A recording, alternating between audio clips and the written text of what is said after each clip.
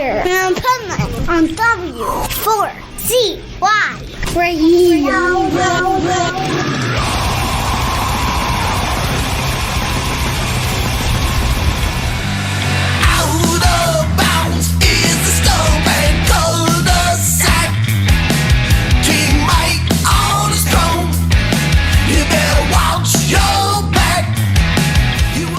This is the Pipeman here on the Adventures of Pipeman W4CY Radio, and our next guest has some killer new music coming out. So let's welcome to the show, Ryan from Little King. It's Pipeman. Appreciate you having us on, man. Album's coming out tomorrow, so we're excited and busy and fucking running a little bit ragged. It's all good though, right? That's the fun part, right? I don't know. What kind of masochism are you into, bro? You know? If you're in music, you're into masochism. That is a bottom line. It's a lifelong affliction. No, dude, this is the fun part for sure. You know, make a record, you're super fucking proud of it. Like, you love the guys you're playing with and your whole team. And, you know, after doing this for like 28 years, which is basically where I'm at right now, making records, like, all I do is work with people that I dig. And so, like, being able to celebrate the next few days and few weeks with those guys is pretty dope for sure. That's what you figure out when you get older, because when you start a band when you're a kid, you think these people are your lifelong friends, and most of them never last past teenage years, you know? And then when you get to the later stages, it's like, you know, I don't have to deal with all that fucking drama. Why don't I just play with people I like? And I mean, I don't want to be pejorative too much, but like, drama and musicians, it's sort of like, you know, peanut butter and jelly, Right? and jelly, or bong water and the floor, or whatever. You know, it is what it is. But I definitely have appreciated the last 20 years with the last two guys I was with, and particularly Eddie Garcia. You know, shout out to him. He's the drummer for Pissing Razors. I don't know if you're familiar with them.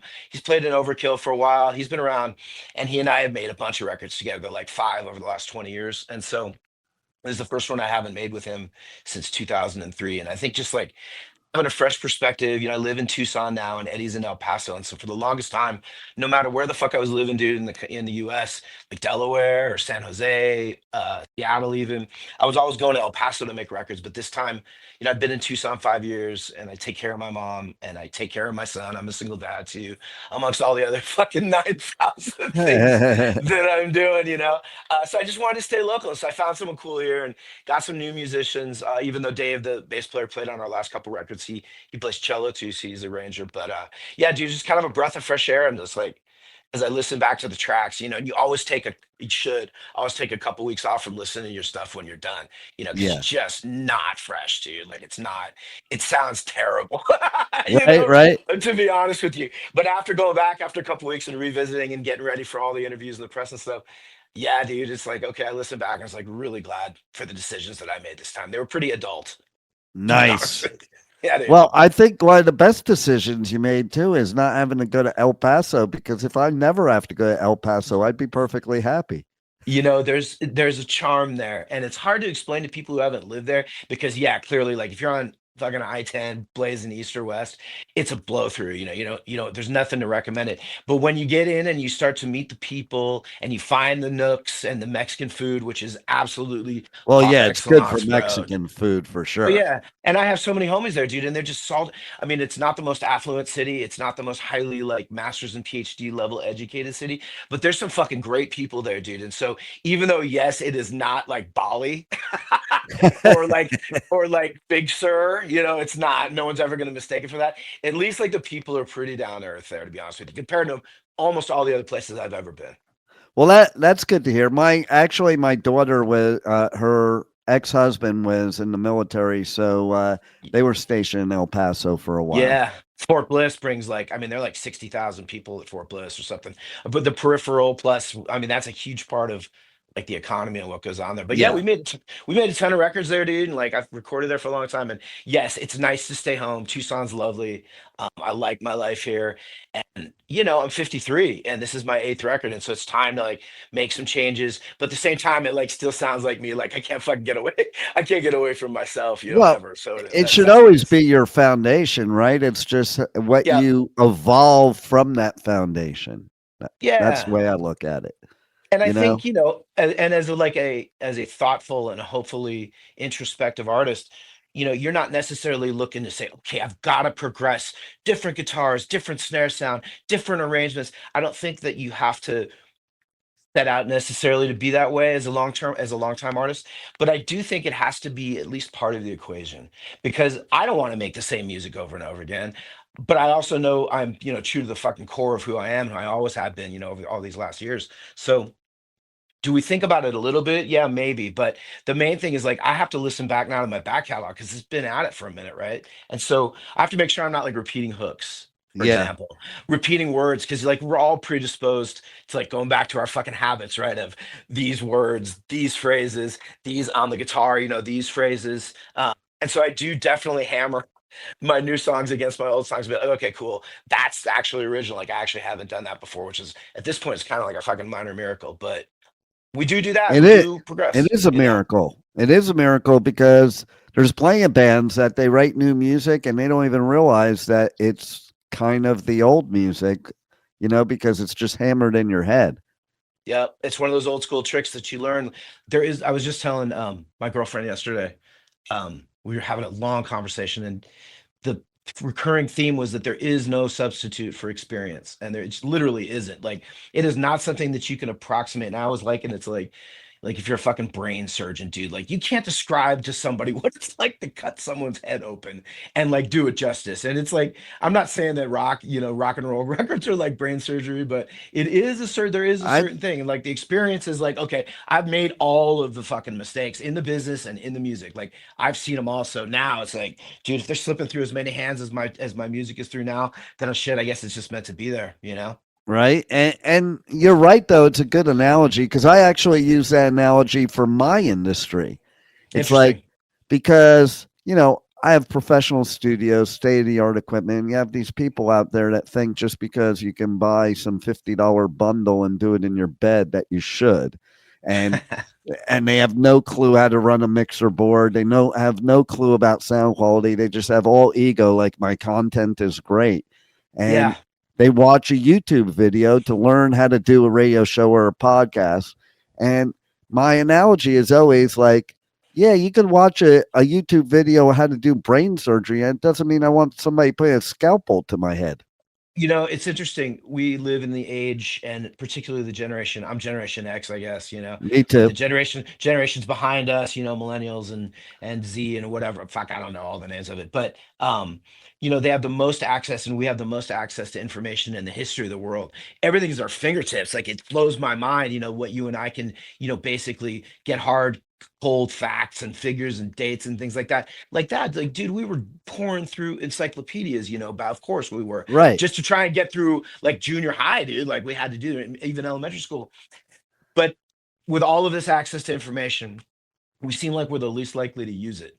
And that paradox really is, something to reflect on, I think, a little bit. Like, what are we actually doing with now that the Pandora's box has been open and everybody can know everything? It's got us in some trouble. There's no question about it. I'm not super stoked with the way that's all evolved in the last 25 years of first, easy access to fast internet and then social media, which is, to me, in a way, is just like the scourge of the modern era. Yeah, well, the thing that's missing nowadays is critical thinking, Mm. and actually reading stuff that you research and vetting it. Yeah, funny, I saw somebody post something on social media and I said to the person, is that peer reviewed? And their answer to me was, yeah, all my friends agree with me. And I'm Those are like, their you're peers. you're a fucking idiot. That's not what Yeah. peer reviewed means, but that's the world we live in. So yeah, and now with AI, like Oh, AI is oh, wrong a lot of the time, but people just take it as the gospel. it's really, and I, don't want to dive too deeply down that rabbit hole, but it's really less and less asking, pushing us to question things. The Yeah. way society has evolved and the way our access to information has evolved and the ease with which we can communicate has evolved. It's pushed us, like I said, into some dangerous territory. And it's funny, like with social media and the way I mean, we can use music examples all day, but just in general, like when you were a journalist back in the day, like in the 70s, right? When we were growing up, or the 80s or whatever, like you probably went to journalism school, you probably learned how to write, you probably learned the conventions of grammar and punctuation and alliteration and assonance and imagery and similes and metaphors and on and on. You probably worked your way up in a newsroom. You probably learned how to source things, and you probably Right. learned how to interview somebody and then fact check and then double check. Anybody with a keyboard now can be a keyboard warrior, right? Like anybody's with an opinion now. And so what's evolved into is like, it's not the most knowledgeable opinion that's the listened to one. It's the loudest, the one with the most gravitas, is the one that everybody gravitates towards, right? Because it's just fucking loud. It's in your face. And so, that's it. We can make those musical analogies, but it's part of the observations that I see over the last 15 or 20 years. Speaking of which, if I have this correctly, you got a degree in creative writing, right? I did, yeah, from UTEP actually in El Paso. Yeah. Yeah. So how would you tell other artists or just the people listening who may want to be artists how that helped you in your songwriting? There are certain conventions of elevated writing, and they're flexible to a large degree, especially now with how quickly people communicate. But learning the way the best of the best did it from humans who have studied it their whole lives and made it their career and passion is never going to be detrimental. Do you have to go in upper education with an open mind? Absolutely, you do, because there's a lot of indoctrination and brainwashing going on at all levels, right? In corporate America and education, whatever. But learning and studying and understanding how people paint pictures with words, and then understanding rhyme and meter and the forms that don't use rhymes, which are many. Just practicing your craft, like the whole 10,000 hours adage, or Right. analogy.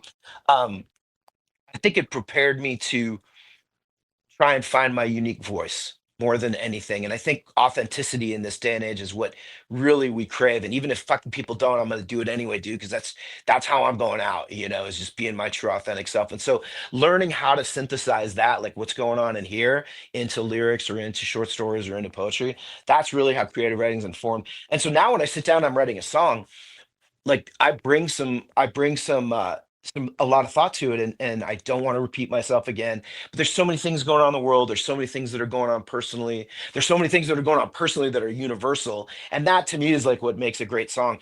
But if I hadn't had a creative writing education, would I have had such a crystal understanding of kind of how a lot of those things work, at least for me? Then I think I probably wouldn't. Well, I think especially for your music, it seems that it's it's kind of storytelling, and Yeah. you need that creative writing experience to storytell properly, I think. Yeah. I mean, I love troubadour style songwriting. I'm a huge Steely Dan fan, and we don't sound anything like Steely Dan, but the way Donald Fagen tells stories in each one of those songs that are just really vivid and clear, and his use of imagery and just words, he's so good with the language, and all of my favorite artists really put a lot of time and thought and effort into their lyrics. I think it's key. Like, funny to your point, I do like all kinds of festivals, but at one of the punk festivals once, when a band, all the punk bands, they all looked up to the Descendants because of their songwriting, it's not because of the music. It's because they would all talk about what a brilliant songwriter he was, you know, Awesome.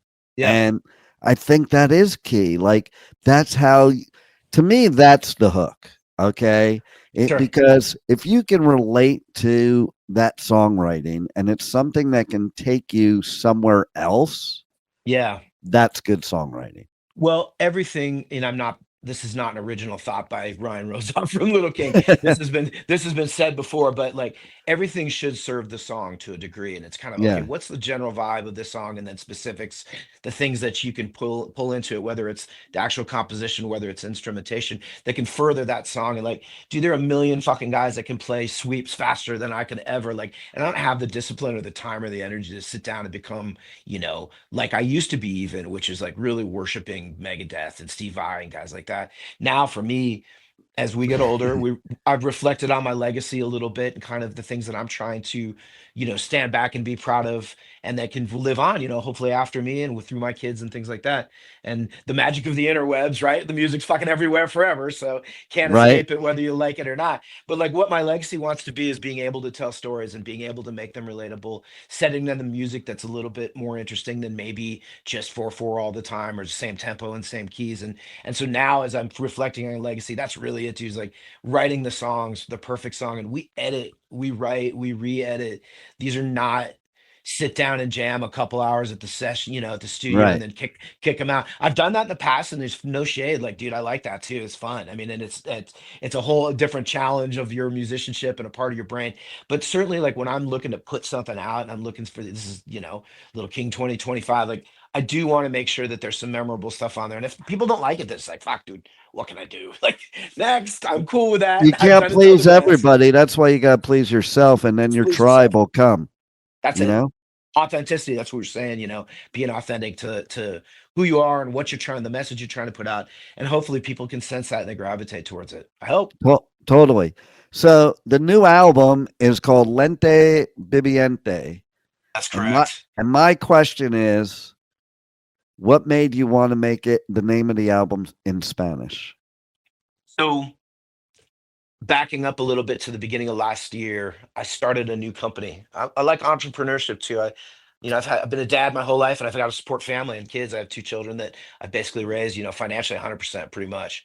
And so, um, started a business in 2024 doing video memoirs. I live in Tucson, Arizona, which is a huge retirement community. And then, of Yeah. course, Phoenix is 2 hours north, and there's tons more. So basically, the thrust of the business is documenting people's stories and preserving them for posterity, for their kids and for the descendants, going on. And the name of the company is Living Lens Memoirs. That's what we decided to name it. So Lente Viviente means living lens. And so, as I'm talking to these people through the last year and doing some interviews and just meeting people at festivals or at trade shows, the thing that struck me more than anything, dude, is like how people view themselves and how biased we are of our own opinions of not only ourselves but the world around us, and that their kids look at them on sometimes a lot differently than they look at themselves, and we look at ourselves differently because we have this sort of psychological dysmorphia where we really have a hard time being objective and seeing ourselves. And so hearing these folks tell their stories, and most of these people are in their 80s, dude, so they've lived a full rich life, and their families are usually there kind of surrounding them. The lens is the way by which we see ourselves and by we see the world, the filters, the living lens of, we're here and now, what are you doing with all this experience and the gathering and the amalgamation of all the things that you've learned through the years.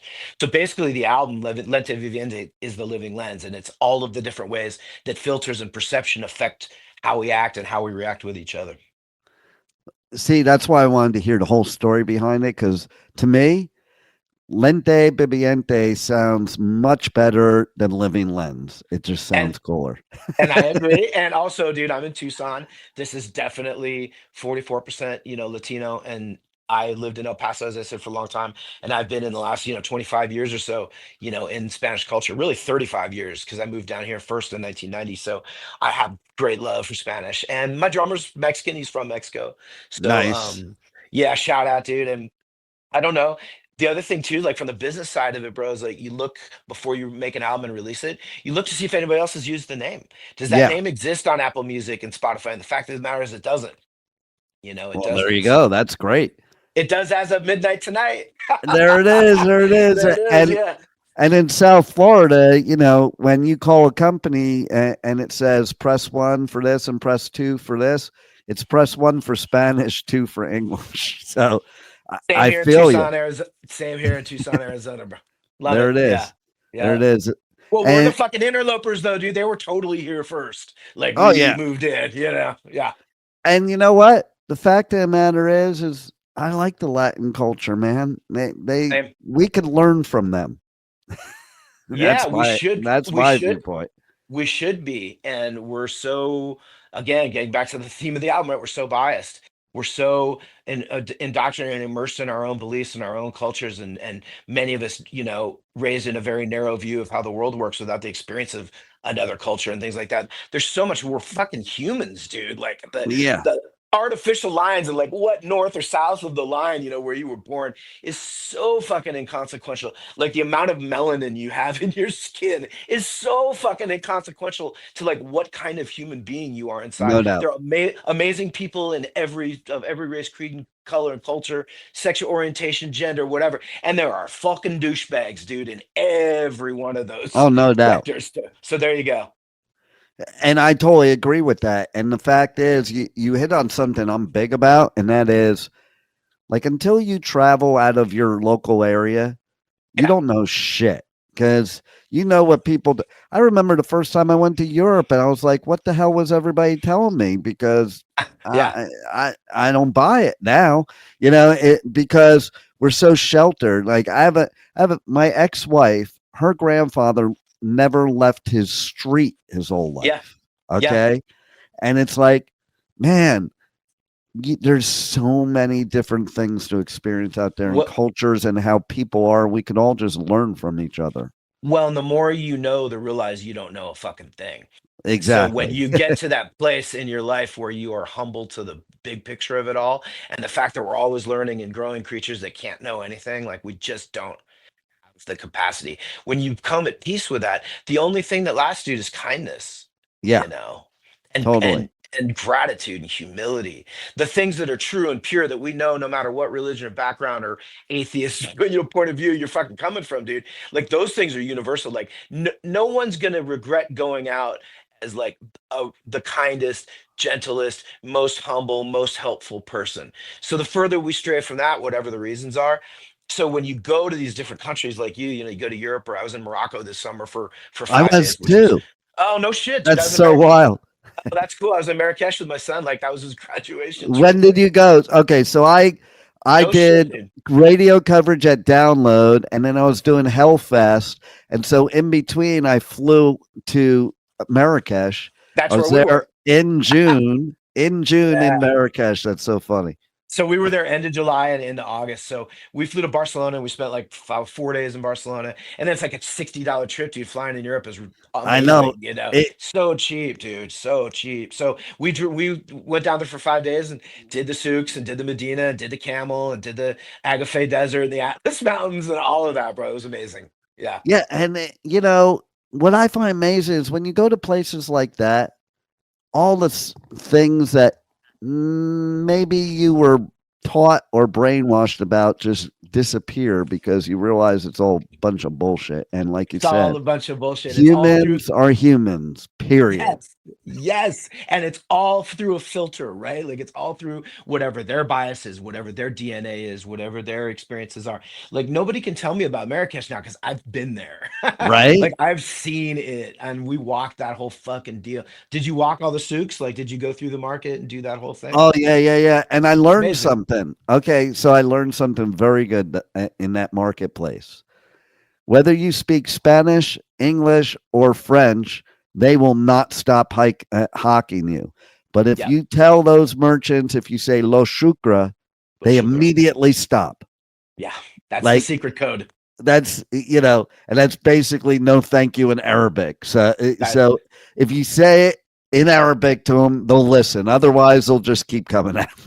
So when you come back from there, when I came back from there, there was a definite like 3 or 4 day major adjustment back to the States, and it was a good adjustment. It was cool, but I don't want to lose the feeling, that I had over Every there. time I leave, I come back. It's like I go to Costa Rica a lot too.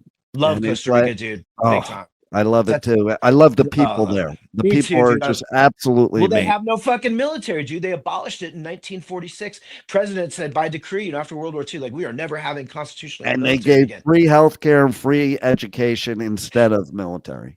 Dude, What a concept.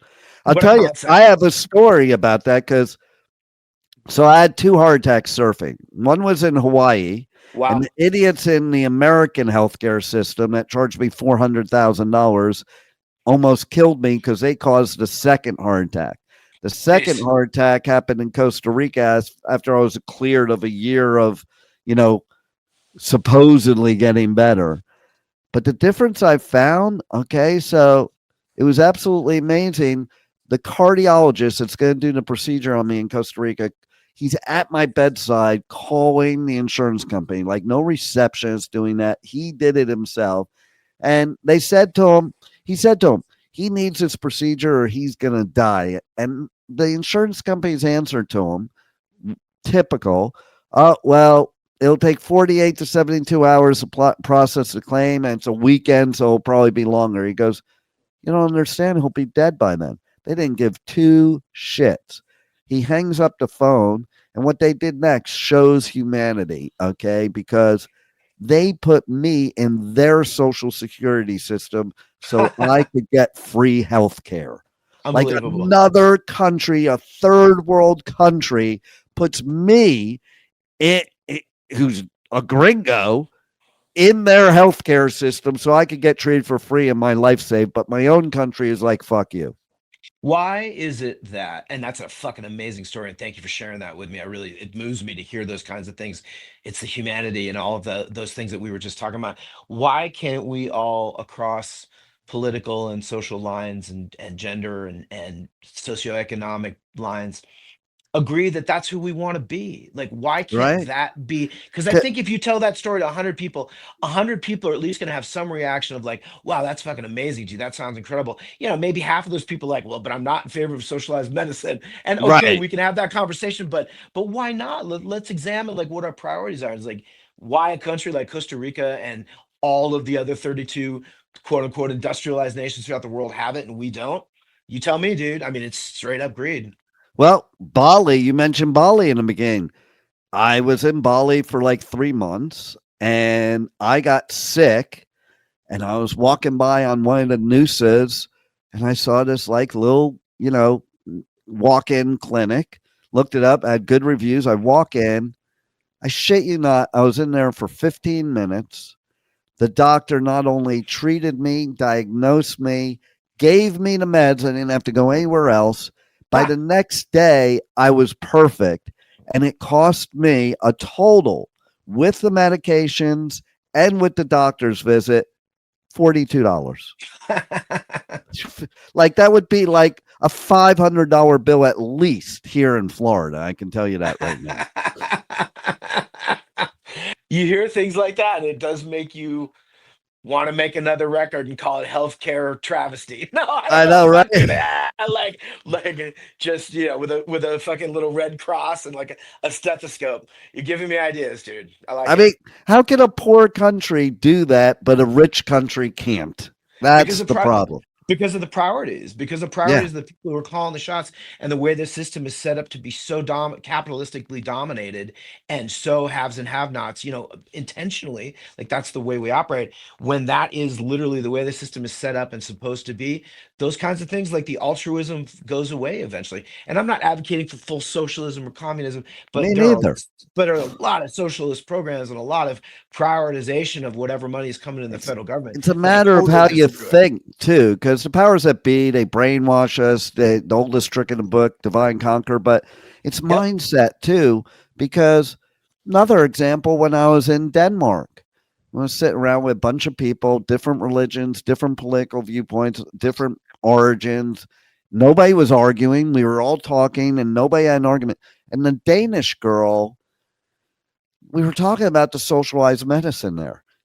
And we were talking about socialism there, period. And I'm not for socialism in our country, but I like you. There should be certain things to take care of, like basic human needs. But their viewpoint, this girl was like, listen, yeah, we pay a lot more taxes, but we think it's worth it because our viewpoint is, why should I have two cars and my neighbor have none? I'd Well, rather share with my country people and instead of having everything. look at those happiness indexes. Finland, I think, is always the happiest country in the world. Denmark too. Yeah, Denmark Denmark too. too. Yeah, and there are 9 million people in Denmark or whatever. It's a small, relatively speaking. Sweden maybe 9 million. It's 6 million, something like that. It's like the size of Arizona, in terms of like what the Right. population is. So there are obviously differences, but we're the main. Our export is war. Our export is, we have financial and economic control and tech, and so all of the things that our federal government spends money on. when you have those experiences like that, and it can happen to anybody except the upper, 5% of the population. Like you could die from medical disaster. None of those other countries does that ever happen. Does someone get bankrupt, have a financial disaster because of medicine? Just here. And those priorities to me are really weird, especially when you go to Costa Rica. And you're like, wait a second. We're like, wait a second, wait a second. Right. And it's mindset. It's how people think. And I think, like you, we're one race, the human race, period. I'm trying, dude, to do this in my music. And maybe, now that we've had a conversation, you go back and you give me 26 minutes of your time and put the headphones in and zone out for a little bit, because all the music that we're creating and all the words that we're creating are positive in their message, in terms of like, I'm a believer, I have hope. And I believe that art is able to open people's eyes and make them a little bit more open and a little bit more gentle. And so, no doubt, not to fucking shamelessly self-promote, but dude, this is really like the sentiments and the things that we're talking about is the core of what I believe. And it's clearly, like, at this age, the core of the art that I'm trying to make. And I'm like, I hope people can latch onto that and like take something away from that. Just think a little bit more deeply, question the things that you've always been told, question the veracity of the things that you've been passed down from generations. Like you said, your grandpa never left his block. Like, go to Morocco, change your life. It always will. Yeah. No doubt. And you know what? Music is the biggest unifier, if you ask me. And it's also the best therapy there is. 100%, dude. Motorcycles close second, but yeah. There's something about that, like wind therapy. On the open road. Just through the hills, yeah, but yes. But yeah. So I'm really appreciative of somebody like you giving that art to us, because it is something that is beneficial in so many ways. And, a lot of people out there now are saying, oh, musicians, they shouldn't have a voice. No, they should have a voice more than anybody, because that it is one of the greatest voices. And if you don't like what they have to say, you listen to somebody else, what they have, their music. But through universal language, dude, everybody speaks it. No doubt. So tell everybody how they reach out to you guys on socials, on the web, how they get the new album, how they check out everything about you guys. Okay, we'll talk about business, dude. Fine. So we are Little King Tunes pretty much everywhere. And when I say tunes, it's like songs, like TUNES. The Little King Tunes on all the social media. LittleKingTunes.com is our website. It's everywhere as of midnight tonight. Friday, September 26th. We released a couple singles called Catch and Release. I was back in August, and then Don Villa a few weeks ago, which is actually about my home neighborhood. Nice. Some good stories in all of those songs. Fishing with my dad in the first one. Doing the Yellowstone River, things like that. So everything comes out tonight, and man, I hope people give us 26 minutes of their time. It's really proud of this one. And I'm hopeful that we can at least go to Europe and play some shows and not take a bath financially. Please contribute to the Europe tour fund, and then from there, man, I just hope people dig it always, for sure. And appreciate you and your time and your interest. And I think they will dig it, and they definitely need to spend the time to take a sonic journey of years past. There you go, brother. That's it. Thank you so much. Appreciate it. Thank you for being on the Adventures of Pipeman. You got it. Thank you for listening to the Adventures of Pipeman on W4CY Radio.